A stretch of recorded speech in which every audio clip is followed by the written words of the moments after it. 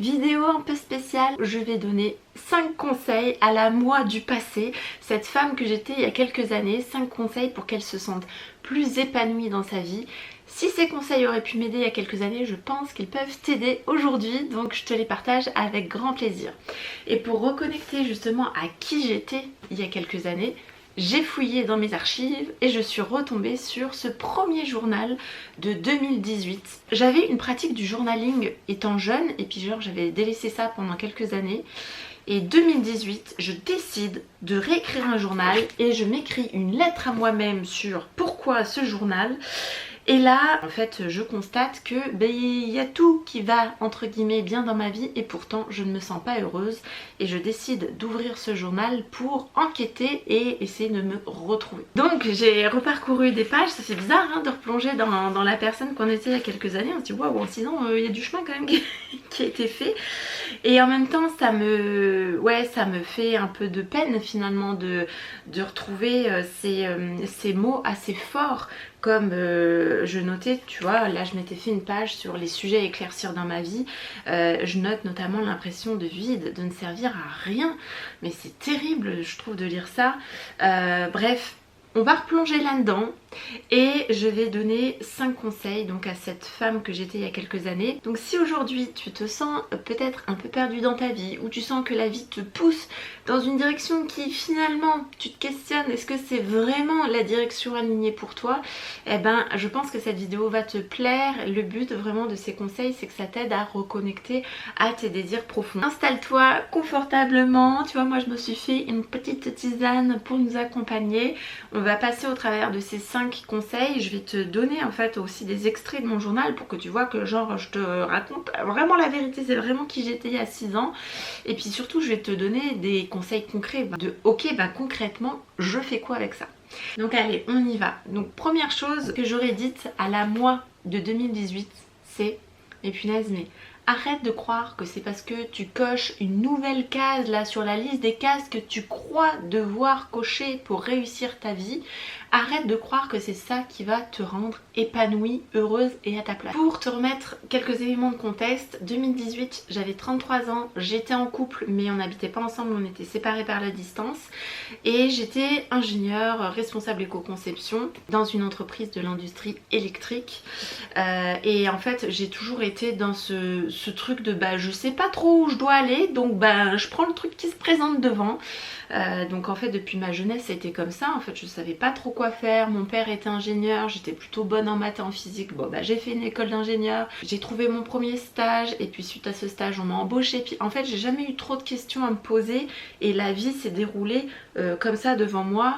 Ensuite on m'a proposé des évolutions de poste, des nouvelles compétences à acquérir, je suis devenue chef de projet, enfin en vrai c'était super sur le papier. C'est-à-dire que donc j'avais mon chéri, j'avais un boulot dans lequel je pensais me sentir bien. J'avais une situation financière du coup qui était plus que confortable, je gagnais très bien ma vie. J'étais même devenue propriétaire et ça c'était déjà en 2013. Mais en vrai, j'étais complètement déconnectée de moi-même.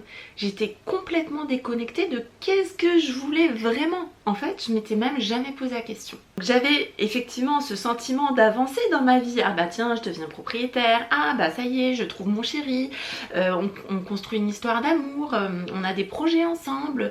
Ah puis dans mon boulot, ça avance. Je commence à être reconnue. Je fais des conférences.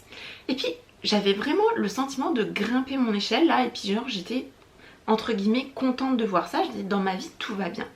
Mais quand je reprends mon journal et que je lis les sujets à éclaircir, l'impression de vide, de ne servir à rien, il faut que j'arrive à me recentrer, je suis et j'existe, trouver le sens. Je dis bon bah en fait les cases à cocher c'est une chose, mais en fait il y a un truc qui cloche dans ma vie. Et d'ailleurs dans la page pourquoi je tiens ce journal, j'écris clairement: parce que maintenant 33 ans, j'ai tout pour être heureuse, un chéri, une vie de famille, un boulot épanouissant, une bonne santé, des parents qui m'aiment, des peu nombreux mais véritables amis, une indépendance financière plus que confortable. Il est temps de mieux me comprendre, de réagir, de positiver, de faire avancer mes projets, de m'épanouir. Donc en fait tu vois que même si sur le papier j'avais tout et ça semblait bien, puis en plus tu vois j'écris un boulot épanouissant, donc tu vois je pensais vraiment que ça me nourrissait de gravir ces échelons là, bah au final j'écris quand même une vie vide de sens. Donc je grimpais effectivement mon échelle, mais tu connais cette image de en fait tu grimpes cette échelle mais l'échelle elle est juste pas posée sur le bon mur. Et donc ce que j'ai envie de dire à cette moi là d'il y a 6 ans, c'est dire mais ouvre les yeux en fait. Crois la maître de ta vie, tu crois que t'avances sur les barreaux de ton échelle, mais en fait ouvre les yeux. T'as jamais vraiment rien choisi dans ta vie. Tu n'as fait que suivre tout ce qui se présentait à toi sans jamais te questionner mais est-ce que c'est vraiment ça que tu veux? Est-ce que ça te correspond vraiment? Donc je sais pas si tu te retrouves toi dans ce cas-là, mais dans ce cas-là on fait quoi? Quand on en est à cette prise de conscience de waouh, ok en fait je réalise que tous les choix que j'ai fait dans ma vie, j'ai cru choisir mais en fait bah, j'étais en mode pilote automatique et puis finalement je me suis jamais vraiment posé la question de est-ce que c'est vraiment ça que je veux. Et ben je t'invite à faire l'exercice que on appelle la roue de la vie que tu dois sûrement connaître, mais attention à ma manière et je l'ai jamais vue faite comme ça. Traditionnellement en fait la roue de la vie c'était une roue sur laquelle on fait apparaître les différents secteurs de vie et puis on évalue de 1 à 10 le niveau de satisfaction en fait dans ce domaine là. Mais le problème de cet exercice là, et tu vois moi je l'avais fait à l'époque mais sous forme de barre, le travail en fait j'avais mis 9 sur 10. Parce qu'en fait factuellement tout allait bien. Tu vois, je grimpais mes échelons, j'étais reconnue, j'avais un bon salaire. Donc pour moi, 9 sur 10. Ah bah ce truc là, j'ai bien coché ma case. J'ai mon petit diplôme, j'ai un bon poste dans une grosse entreprise américaine, tout ça. Hop, je coche 9 sur 10. Bon, le reste un peu moins bien, mais ça, tip top. Donc dans la version de la roue de la vie à ma manière, ce que je fais faire à mes clientes dans mes programmes, et notamment le programme Révolution Astrale, c'est en fait on fait 2 roues de la vie différentes. Il y en a une qui est la roue de la vie factuelle, c'est-à-dire que factuellement, genre juste concrètement, par exemple les finances, est-ce que tu es satisfaite de ton niveau de rentrée d'argent? Oui, non, tu vois, c'est très factuel. Par exemple, si tu veux gagner 2000 € par mois, est-ce que tu gagnes 2000 € par mois? Si tu as 1500, bah tu baisses ta note parce que tu n'es pas à tes 2000 €. Le boulot, effectivement, factuellement, c'était top. Mais ce que je t'invite à faire, c'est une deuxième roue de la vie dans laquelle cette fois, tu vas évaluer le sentiment d'accomplissement, d'épanouissement intérieur. Je l'appelle la roue de la vie émotionnelle. Et en vrai, là où j'ai mis pour le travail 9 sur 10 dans la roue de la vie factuelle, dans la roue de la vie émotionnelle, c'était genre 2, 3 sur 10. J'attendais qu'une chose, c'était d'être le week-end. J'attendais qu'une chose, les prochaines vacances. Quand je revenais de vacances, j'avais beaucoup de mal à m'y remettre, en fait, à me remotiver à aller dans mon boulot. Qu'en fait, et pourtant, je travaillais dans l'environnement, tu vois, quelque chose qui en soi faisait sens, mais ça faisait peut-être pas vraiment sens pour moi. Et deuxième chose, après cette roue de la vie factuelle et émotionnelle que tu peux faire, c'est te demander, mais en fait, en vérité, si aujourd'hui j'avais tout l'argent, j'avais tout le temps, j'avais tout qui était disponible, toutes les ressources, temps, argent, énergie à ma disposition, qu'est-ce que j'aurais envie de faire ? Et je sais que c'est une question pas forcément évidente à se poser, donc n'hésite pas à te prendre un petit moment, tu vois, avec une petite bougie, un petit crayon, machin, puis à t'introspecter là-dessus. Et puis si jamais t'as du mal à trouver des réponses, je peux que t'inviter à aller voir ton thème astral, puisque ton thème astral vraiment te guide vers justement c'est quoi la vie la plus épanouissante pour toi. Donc si ça t'intéresse, n'hésite pas à regarder les vidéos de la chaîne sur l'astrologie pour apprendre à décoder justement ce thème natal et comprendre les messages qu'il a pour nous. Je bois un petit coup. Si tu aimes ce moment qu'on passe ensemble, n'hésite pas à mettre un petit pouce. Ça soutient la chaîne. Moi, ça me fait toujours plaisir de voir que ces contenus vous plaisent. Ça me motive évidemment à continuer. Donc, n'hésite pas, petit pouce, et puis abonne-toi si tu n'es pas encore abonné.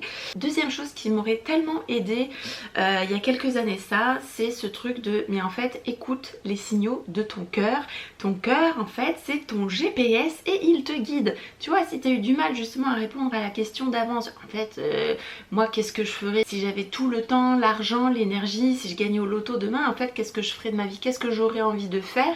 Si c'est difficile pour toi de trouver des éléments de réponse, oui, tu as le thème qui te donne évidemment des clés, mais tu as aussi ton cœur. Et ton cœur, c'est genre ton GPS. Tu sais, comme quand tu es dans ta voiture et que ton GPS dit tourne à gauche, tourne à droite. Donc ton cœur, c'est tes émotions déjà, c'est aussi tes envies, tu sais, quand on est excité comme ça parce qu'on a envie de quelque chose, et c'est aussi ton intuition. Et en fait, si je regarde rétrospectivement là, si je me remémore un petit peu la personne que j'étais, j'avais reçu en fait déjà pas mal de signaux comme quoi en fait cette vie qui semblait si parfaite, là 9 sur 10 dans le domaine pro, en fait c'était pas si aligné que ça. Je t'ai dit déjà que j'avais pas envie le lundi matin d'y aller, donc déjà ça, ton cœur il a pas envie, donc c'est un signal. Je me rappelle aussi d'un épisode où on était parti l'été entre copains, à l'époque j'étais célibataire, on était parti en Espagne et vraiment j'avais vécu des moments extraordinaires. Quand j'étais revenue, mais genre j'ai dû mettre 2 mois je pense à vraiment réussir à me remotiver au travail. C'était un boulot en plus où j'étais assez autonome, donc il y avait personne qui me donnait vraiment des deadlines, des échéances, donc fallait vraiment que je m'automotive. Et je me souviens, mais dans cet état dans lequel j'étais, où j'avais déjà envie de tout plaquer tellement plus rien ne faisait sens. Je me souviens à cette époque-là m'être questionnée, mais en fait faut que je fasse autre chose. Sauf que je n'ai pas écouté, j'ai mis de côté. Quelques années plus tard, cet épisode de Barcelone, ça doit dater des années 2010-2011, sachant que j'ai commencé à travailler en 2007-2008, fin de stage, tout ça. Donc tu vois, seulement 3 ans après, en fait je pars en vacances, je vis des trucs incroyables et quand je reviens au boulot, c'est déjà « What ? Mais qu'est-ce que je fais là ?» Mais je n'écoute pas, je mets ça de côté. Résultat, la question se repose vraiment à moi en 2016 quand ça faisait déjà 3 ans que j'étais avec mon chéri et on habitait à distance, donc lui ne pouvait pas bouger parce qu'il avait un enfant, donc c'était à moi de me déplacer. Il fallait que j'obtienne soit une mutation, soit que je trouve un nouveau boulot. Je me souviens avoir eu une conversation avec mon père au téléphone et lui dire: papa, en fait prépare-toi parce que potentiellement là je vais changer de boulot et je vais peut-être arrêter de faire ingénieur. Et je me rappelle, je parlais d'enseigner ou de refaire maîtresse, un truc comme ça. J'avais pas de piste, mais je sentais que c'était l'occasion d'un nouveau tournant dans ma vie. Mais en fait ça n'a pas été un tournant puisque je n'ai pas saisi cette occasion là. J'ai pu finalement avoir une mutation et continuer à grimper mon échelle encore plus haut puisque c'était encore une évolution de poste, bref. Mais tout ça pour te dire que tu vois, ça faisait déjà en 2018 8 ans que j'avais ressenti les premiers signaux de mais en fait ça me plaît pas, mais en fait qu'est-ce que je fais là? Et j'ai pas écouté. Et je sais pas si tu connais cette histoire de la grenouille qui ne savait pas qu'elle était cuite. Je te la raconte rapidement. C'est l'histoire d'une grenouille que si tu prends et que tu la mets dans de l'eau très chaude, tout de suite elle s'en va parce qu'elle dit wow, c'est trop chaud pour moi là, c'est pas un environnement qui me convient, donc elle saute de la casserole. Si par contre tu la mets dans une casserole d'eau froide, la grenouille elle est bien, elle fait ah de l'eau froide, je suis bien là-dedans. Mais que tu allumes le feu et que progressivement l'eau elle commence à monter en température. Au début la grenouille elle se dit ah tiens ça devient tiède, ah c'est sympa, on est bien, on est confortable. Et puis l'eau elle commence à monter en température, et au bout d'un moment la grenouille elle se dit oula ça commence à plus trop aller. Sauf qu'en fait elle a été tellement engourdie par la chaleur qu'elle n'a même plus la force de sauter. Tu vois, c'est une petite histoire, je trouve, qui illustre très bien cet état dans lequel on peut se retrouver justement quand on est dans ce truc un peu cocon, on est bien, et puis plus on s'encroute là-dedans, et plus c'est difficile d'avoir la force d'en sortir. Et c'est pour ça que même en 2016, là, quand je cherchais à changer de boulot pour retrouver mon chéri, en fait, la mutation s'est présentée à moi, mais je l'ai prise, parce qu'en fait, c'était encore plus beau sur le papier, il y avait encore plus de sécurité, encore plus d'argent, c'était censé être encore plus chouette la mission qu'on me donnait avec un périmètre plus grand. Donc en fait je l'ai pris plutôt que de sortir de la casserole parce que en fait j'étais comme engourdie, genre oh mais je suis bien là, c'est chaud, c'est confortable.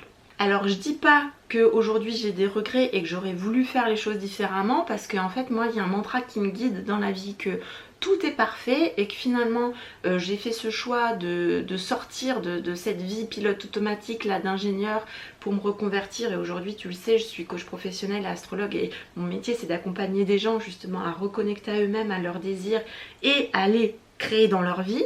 Donc tu vois, du chemin a été fait depuis, mais je crois surtout que ça a été finalement le chemin parfait pour me mener à ça aujourd'hui.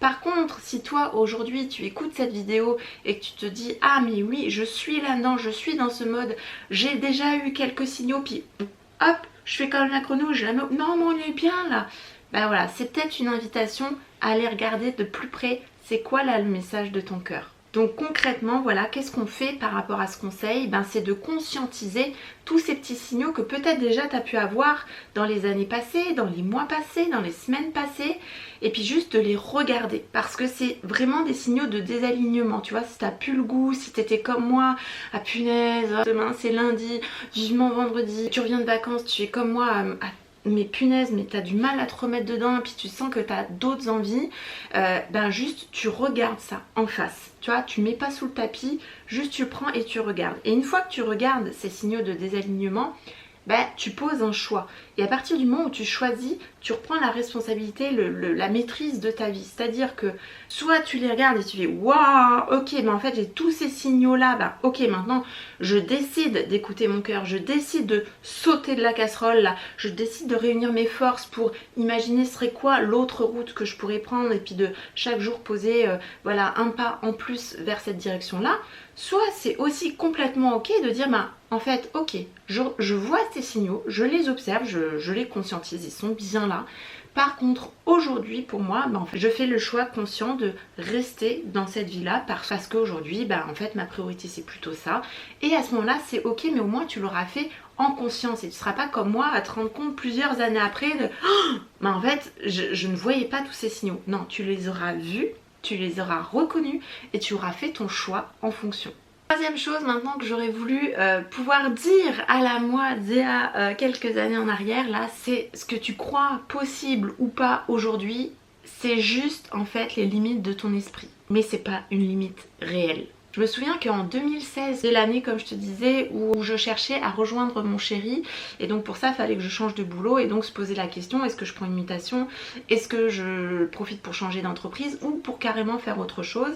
Et donc je m'étais engagée dans un programme de développement personnel sur 1 an. C'était un programme de groupe, vraiment un gros groupe, mais on avait un coach et ce coach là il nous disait si vous voulez faire 10 000 € par mois demain vous pouvez. Et je me souviens très bien avoir été énervée de ça en disant mais Coco, je peux te dire que j'ai fait 5 ans d'études, je peux te dire qu'aujourd'hui j'ai un très bon poste d'ingénieur dans une grande entreprise, les 10 000 € par mois j'en suis très loin et tu sais comment c'est dans les entreprises, pas des petites augmentations comme ça, bon allez ok tu montes en grade, t'as une augmentation mais les 10 000 mais j'en étais très loin.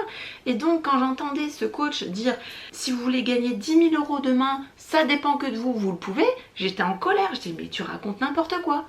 Moi je peux te dire que non, c'est pas possible. Et en fait, je te passe un peu les étapes, mais 2020 j'étais devenue maman et j'avais déjà mis en place depuis quelques mois un compte Instagram, une chaîne YouTube, une ancienne, sur lesquelles je partageais mes passions et j'avais créé ma première formation en ligne. J'avais enfin mis au monde ce désir de mon cœur là et je crée ma première formation en ligne et là c'est un succès, je fais plein de ventes.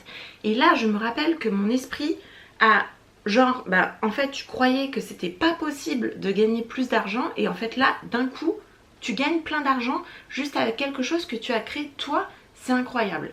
Et puis début 2021, je cherchais vraiment à consolider ce projet pour savoir si je pouvais vraiment en faire quelque chose de viable économiquement. Je voulais sécuriser mon projet, donc j'ai créé la formation Grand Le Normand et ça a été un succès incroyable et j'ai quasiment fait les 10 000 € en un mois.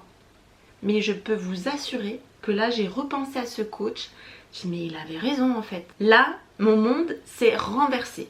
Là pour moi ça a été la preuve qu'en fait, ben oui, notre seule limite c'est celle qu'on a dans notre esprit et qu'en fait à partir du moment où on fait tomber cette limite là, on s'ouvre à un champ de possibilités incroyable. Donc arrête de croire que parce que tu te dis ça c'est possible ou ça c'est pas possible ou là je suis pas assez là-dessus, c'est pas parce que tu le penses que c'est vrai. Ça peut être simplement une limite de ton esprit et en fait on appelle ça des croyances limitantes, c'est-à-dire que c'est quelque chose que tu crois mais qui n'est pas forcément vrai. Sauf que dans ta tête, tu penses que c'est absolument vrai. Comme moi à l'époque, quand ce coach a dit mais si tu veux gagner 10 000 € par mois demain tu le peux, j'étais ah mais tu racontes n'importe quoi, moi je peux te dire que c'est faux. Je peux te dire que j'en étais convaincue.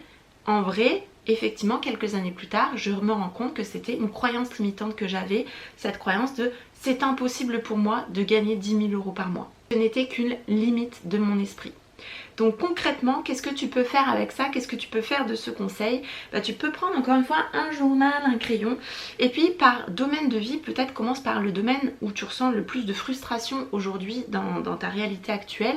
Tu listes tout ce que tu penses et crois vérité à propos de ça. Si aujourd'hui tu as une insatisfaction dans le domaine financier, eh ben tu notes tout ce que tu penses et crois à propos de l'argent. Comme par exemple moi, ce que je pensais à l'époque, c'est impossible pour moi de faire 10 000 € par mois. Je n'ai pas les capacités penser pour créer 10 000 € par mois. Liste tout ce que tu penses à propos de ça et ensuite tu te questionnes. Est-ce que c'est vraiment vrai ça? Est-ce que j'ai pas de preuve que l'inverse est vrai? Si je regarde autour de moi, ben en fait à l'époque si j'avais fait ce travail, si j'avais regardé autour de moi, des preuves qu'il y a des gens qui avaient le même profil que moi qui faisaient 10 000 € par mois, j'aurais pu en trouver plein. Donc sur tout ce que tu as listé, ta mission c'est vraiment de remettre, tu vois, un peu comme si tu faisais l'avocat du diable. Tu essaies de défendre la cause inverse. Tu dis, si tu as écrit c'est impossible de faire 10 000 € par mois, bah tu te fais l'avocat du diable. En quoi ce serait possible de faire 10 000 € par mois? Je trouve des exemples. Ah ben elle l'a fait, elle l'a fait, elle l'a fait. Ah bah qu'est-ce qu'elle a fait de différente que moi? Tu cherches à modéliser, mais en tout cas tu as ta preuve que c'est possible. Et donc là d'un coup tu vois bien que c'était juste une limite de ton esprit. Et ça c'est vraiment un beau cadeau que tu peux te faire. Si tout ce qu'on fait là ça t'intéresse, si tu sens que bah effectivement dans ta vie tu es un peu en mode pilote automatique et puis que tu réalises qu'effectivement tu as du mal à connecter à ton cœur, à tes envies, à savoir ce que tu veux vraiment, et puis tu te rends compte qu'effectivement tu as sûrement des pensées dans ta tête qui te limitent, puis tu aurais envie de les conscientiser, je peux que t'inviter à rejoindre le voyage Connexion. C'est un voyage que j'ai conçu en 7 étapes, 7 escales que tu peux faire en 7 jours si tu veux. Et c'est des pratiques vraiment concrètes. C'est pas genre des enseignements théoriques. Pour chaque jour, tu as une petite vidéo de 10 minutes sur un concept théorique, mais ensuite tu as des pratiques. Et en fait, je te partage tout ce que je fais moi dans cet espace-là. Justement des pratiques énergétiques, des visualisations, des méditations, pour aller justement reconnecter au cœur. Débrancher là un peu le mental, reconnecter au cœur, reconnecter à ses envies. C'est vraiment un beau voyage. J'ai des témoignages exceptionnels des personnes qui l'ont fait. Je te mets le lien en barre d'infos si tu veux aller voir ça. Ensuite, quatrième conseil que j'aurais voulu dire à la moi de 2018, j'aurais voulu lui dire, mais tu sais, tes émotions négatives que tu ressens là, c'est pas genre que t'es une enfant capricieuse qui arrive pas à se satisfaire de ce qu'elle a dans sa vie. C'est juste des signaux, rappelle-toi, ton cœur est ton GPS et ces émotions négatives, ce sont juste des signaux de désalignement par rapport à des besoins fondamentaux chez toi qui ne sont pas satisfaits. Et tu vois, j'écrivais dans mon journal, donc je t'ai lu ce passage où je dis j'ai tout pour être heureuse et où j'écris mais je ne suis pas heureuse. Et sur cette fameuse page où je liste les sujets à traiter, j'écris la gestion de mes humeurs. On en parle, pratiquer la gratitude, relativiser. Et je me souviens qu'à cette époque-là, c'était vraiment pour ça que j'avais pris ce journal. C'était, bon, cocotte, reprends-toi en main là, arrête de faire ton enfant capricieuse. T'as tout pour être heureuse, regarde, et t'es pas encore bien, mais qu'est-ce qu'il te faut de plus? Mais à l'époque, je ne savais pas que ces émotions négatives étaient comme des cadeaux qui m'étaient envoyés. Comme j'aime bien dire toujours, prendre cette image-là, tu sais sur ta voiture, tu as un tableau de bord avec des petits voyants qui s'allument. Attention, tu as bientôt plus d'essence. Attention, vérifie le niveau d'huile. Et bien en fait, ces émotions négatives, c'est exactement ça. C'est des petits signaux qui s'allument pour t'alerter. Hé, regarde, là, tu as un besoin fondamental qui n'est pas respecté. Observe-le, regarde-le et puis cherche à faire plus de place dans ta vie à ce besoin. Le problème c'est qu'à l'époque, moi je savais pas décoder ça. Attends, la colère, si je ressens de la colère, si je sens de la frustration, ben ça veut dire quoi? C'est quel besoin qui n'est pas respecté? Donc ben ça, je l'ai appris plus tard. Et j'ai appris qu'à chaque émotion correspond un besoin. La colère typiquement c'est quand tu sens qu'il y a une menace sur ton territoire. Alors ça peut être ton territoire physique, on envahit ton territoire, mais ça peut être aussi ton territoire en termes de valeurs, par exemple des valeurs morales. Et si je me replonge dans mes journaux là, je lis tout ce qui me mettait en colère, il y avait notamment le mensonge. Le mensonge mais il me révoltait. Mais si je m'interroge aujourd'hui sur pourquoi en fait ça me mettait tant en colère, parce que en fait j'avais un besoin profond d'authenticité, de vérité, et que je me sentais vraiment pas respectée en fait. Donc qu'est-ce qu'on fait avec ça justement une fois qu'on a entendu ce truc de en fait tes émotions négatives c'est pas que tu es une femme capricieuse qui est jamais contente ou qui a ses règles. Bon, les règles peuvent influencer quand même, mais c'est surtout que c'est des choses que tu peux regarder, que tu peux écouter pour aller chercher c'est quoi le besoin derrière qui n'est pas satisfait et y faire plus de place dans ta vie. Donc comment on fait pour ça? Encore une fois, le journal est ton meilleur ami. Tu peux par exemple commencer par écrire « Je ressens ça », c'est cette émotion négative là. Et puis tu cherches c'est quoi qui a été le déclencheur de ça, c'est quoi qui m'a mise en colère, c'est quoi qui m'a rendu triste, c'est quoi qui m'a déçu. Tu cherches le déclencheur et après tu cherches la cause. Mais en fait, c'est quoi qui m'a mis en colère là-dedans? C'est quoi le besoin qui n'a pas été respecté derrière ça? Et si tu as envie d'en savoir plus sur le message qu'ont pour nous les émotions, j'ai une masterclass entière là-dessus sur comment décoder ses émotions dans Intentionnelle Vibration. Le programme, je te le mets en lien en barre d'infos, tu auras tous les détails si tu veux aller plus loin là-dessus. Donc voilà, journaler sur tes émotions, comprendre le déclencheur et comprendre quel est le message que t'envoie cette émotion-là, c'est génial. Et ensuite, forcément que je t'invite à regarder ton thème natal parce que pour moi, c'était une clé tellement énorme de compréhension de mes besoins fondamentaux. En vrai, j'ai eu des clés de compréhension que je n'ai jamais trouvées dans aucun programme de développement personnel ou dans aucune introspection. Il y a un moment, je l'aurais jamais trouvé par moi-même. Donc, tu vois, quand je te dis toutes les réponses sont à l'intérieur de toi, ouais, des fois, on a quand même du mal à aller les chercher. Et le thème natal, c'est quand même un guide incroyable. Je te rappelle que moi, je le vois vraiment comme le mode d'emploi avec lequel on n'a pas été livré à la naissance. Et tout est écrit dedans, tout est écrit, tes besoins, de quoi tu as besoin pour te sentir bien. Si tu sais pas l'explorer, je t'invite vraiment à regarder mon livre qui te guide étape par étape pour aller justement chercher ces besoins dans ton thème, même si tu ne connais rien aujourd'hui à l'astrologie et que pour toi c'est du chinois. Avec ce livre, tu arriveras à collecter tes premiers indices et surtout à les questionner parce que c'est un livre d'astro-coaching, donc on collecte les informations et on les questionne. Donc voilà, si ça te semble un peu grand pour toi de juste prendre une page blanche et de journaler toute seule, tu peux être guidée étape par étape dans ce livre, donc je te le conseille vraiment pour ça.